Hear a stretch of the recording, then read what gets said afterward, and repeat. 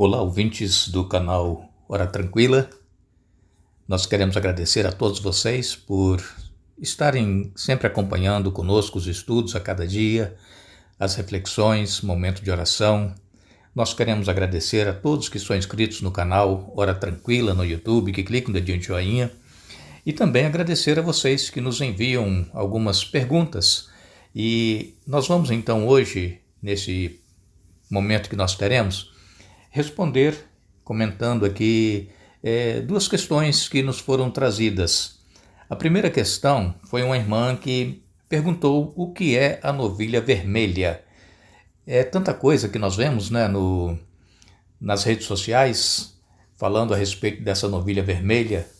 E essa novilha vermelha, no Antigo Testamento, lá em Números capítulo 19, aqui Deus ele dá instruções a Moisés e Arão como eles deveriam fazer para purificar os utensílios do templo, purificar as pessoas que tinham suas atividades no templo.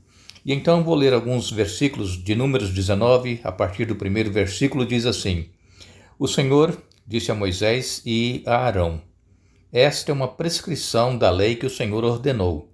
Diga aos israelitas que tragam até vocês uma novilha vermelha, um animal perfeito, sem defeito, sobre o qual nunca tenha sido colocado a canga de um arado.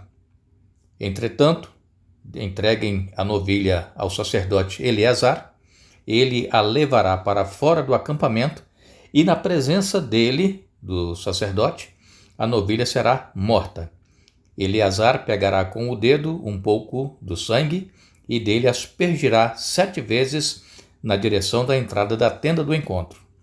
A novilha inteira, couro, carne, sangue e excrementos, será queimada na presença de Eleazar. Então ele pegará um pedaço de madeira de cedro, um ramo de hisopo e um pouco de fio vermelho e os lançará no fogo onde a novilha estiver sendo queimada.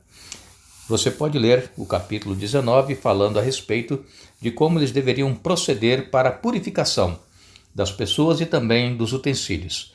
Essa novilha vermelha está sendo muito falada atualmente porque os judeus estão falando em reconstruir o terceiro templo.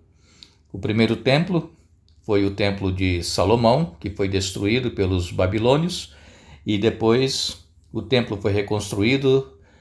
Na ocasião, Neemias estava à frente e Herodes depois ampliou esse templo, e esse templo, segundo, foi destruído no ano 70 da nossa era. Quando Jesus aqui esteve, ele disse que não ficaria pedra sobre pedra. Este templo e o tabernáculo, eles apontavam para Jesus que haveria de vir para poder pagar o preço do pecado. Todo o ritual que era feito no templo e também antes no santuário, que era uma tenda móvel, apontava para Jesus. E Jesus então veio e não havia mais a necessidade de sacrificar cordeiros, porque o verdadeiro Cordeiro de Deus que tira o pecado do mundo havia vindo, morrido, voltou para os céus, e foi então ali terminada aquela prefiguração do santuário apontando para Jesus.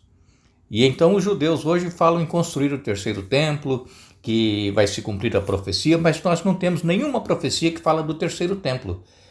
Houve 2 templos, e antes desses 2 templos houve a tenda que foi construída lá no deserto, e essa tenda ela foi destruída também pelos filisteus. E depois então Davi ele sentiu no coração o desejo de construir um templo, e ele então preparou todo o material, e Salomão, que assumiu o lugar do rei Davi, Salomão então construiu esse templo. Mas essa novilha vermelha, eles procuraram, o povo judeu agora atualmente, procurou encontrar uma novilha vermelha. Essa novilha é tipo um marrom avermelhado, ele é uma cor ruiva, não é vermelho, cor de sangue. E eles encontraram, aqui nos Estados Unidos, no estado do Texas, 5 novilhas vermelhas que não tinha nenhuma marca, nenhum sinal, e nunca havia sido colocado jugo sobre ela. essas novilhas, e elas então foram levadas de avião lá para Israel. Essas novilhas estão lá esperando o momento que eles vão ter para matar essa novilha e então seguir aqui o ritual de Números 19 para poder então purificar os utensílios do templo, que ele já tem também todos os utensílios, já tem o sumo sacerdote que vai ministrar, ele já tem tudo preparado. Só falta mesmo começar a construção do terceiro templo, mas lembrando a vocês que não há nenhuma profecia na Bíblia que fala sobre a construção desse terceiro templo. Isso são os judeus que querem construir, porque eles não aceitam a Jesus como o Messias, o enviado de Deus. Então essa é a questão da novilha vermelha que a irmã nos perguntou e que nós aqui então trouxemos um pouco da explicação do que é essa novilha vermelha. Temos uma outra questão também, que um irmão, quando nós comentamos aqui em um estudo que fizemos há umas 2 semanas atrás, a respeito do tribunal divino, que todos nós vamos comparecer perante o tribunal divino, esse tribunal, ele já está sendo realizado. Nós, quando lemos em Apocalipse, no capítulo 14, no verso 7, ali nós encontramos a mensagem do primeiro anjo que diz assim: temam a Deus e deem glória a Ele, pois é chegada a hora em que Ele vai julgar. E adorem aquele que fez o céu e a terra, o mar e as fontes das águas. Então, esse julgamento, ele começou no ano de 1844. Aqui, se nós formos comparar Daniel, capítulo 7, e também Apocalipse, nós vamos ver que essa profecia dos 2.300 anos se cumpriram exatamente no ano de 1844, quando começou a ser pregada a mensagem da hora do juízo que estava agora começando. Jesus, então, em 1844, ele passou do lugar santo para o lugar santíssimo, no santuário celestial, e ali ele realiza a obra de julgamento. Então, todos nós compareceremos perante o tribunal, queiramos ou não. Todo ser humano estaremos perante o tribunal. Por quê? Porque no céu há um registro de cada ser humano. Estão nos livros e esses livros estão então sendo passados em revista e cada pessoa estará sendo julgada segundo as suas obras. Nós lemos em 2 Coríntios, no capítulo 5, 2 Coríntios, capítulo 5, nos versos 10 e 11, assim vem nos dizendo a palavra de Deus. 2 Coríntios 5, 10 e 11 nos diz: pois todos nós teremos de comparecer diante do tribunal de Cristo, para que cada um receba o que merecer, pelo bem ou pelo mal que tiver feito neste corpo terreno. Assim, conhecendo o temor ao Senhor, procuramos persuadir outros. Deus sabe que somos sinceros e espero que vocês também o saibam. Então, nós todos compareceremos. Você pode ler aí na sua Bíblia, 2 Coríntios, capítulo 5, versos 10 e 11.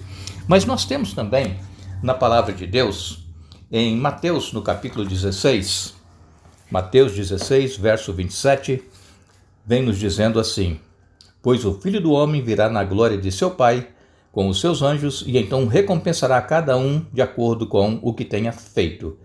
Mateus, capítulo 16, no verso 17.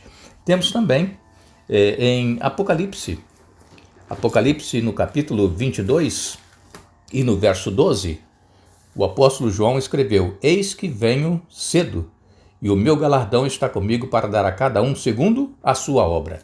Então, na volta de Jesus, conforme nós lemos em Apocalipse capítulo 1, verso 7, ele virá com todos os seus anjos e todo olho verá a vinda do Senhor Jesus. E todo ser humano irá contemplar o cumprimento da promessa de Jesus, de que ele estava indo, mas que ele voltará, e todo ser humano estará vendo o Senhor Jesus voltando. E então, nesse dia da volta de Jesus, ele vai dar a cada um a recompensa segundo o que fizeram. Não é que as obras salvam alguém, mas segundo o que praticaram, do que aprenderam na palavra de Deus. Então, se nós conhecemos a palavra de Deus, sabemos o que Deus pede de nós e não praticamos, nós receberemos a recompensa da morte eterna. Mas aqueles que ouviram a voz de Deus, que se humilharam, que fizeram a vontade de Deus em suas vidas, não a sua própria vontade, então esses receberão o galardão da vida eterna. É claro que nesse dia da vinda de Jesus, na mente de cada ser humano vai passar como que um filme, não vai ter um telão aparecendo a vida de todo mundo, não, é na mente de cada pessoa. A pessoa vai ter consciência que ela teve a oportunidade, mas que ela recusou se arrepender, recusou o perdão de Jesus, recusou aceitar a Jesus em sua vida e caminhar com ele. Então, o julgamento está sendo realizado já antes que Jesus volte a esta terra. E ao ele vir, ele dará a cada um a recompensa segundo as suas obras. Este é um comentário que nós fizemos brevemente, nós não vamos entrar em detalhes, porque senão ficaríamos aqui muito tempo. Mas se você quiser saber mais detalhes, pode escrever para o canal Hora Tranquila e nós estaremos também respondendo com vocês. Para vocês. E se vocês tiverem alguma outra pergunta, que quiserem também algum esclarecimento, escrevam perguntando e aos sábados, então, nós vamos nesse espaço trazer para vocês os esclarecimentos segundo a palavra de Deus. Agradecemos a todos vocês, desejamos a todos vocês um bom dia e amanhã estaremos juntos para darmos continuidade ao nosso estudo que estamos fazendo no livro de Êxodo. Que Deus abençoe a todos.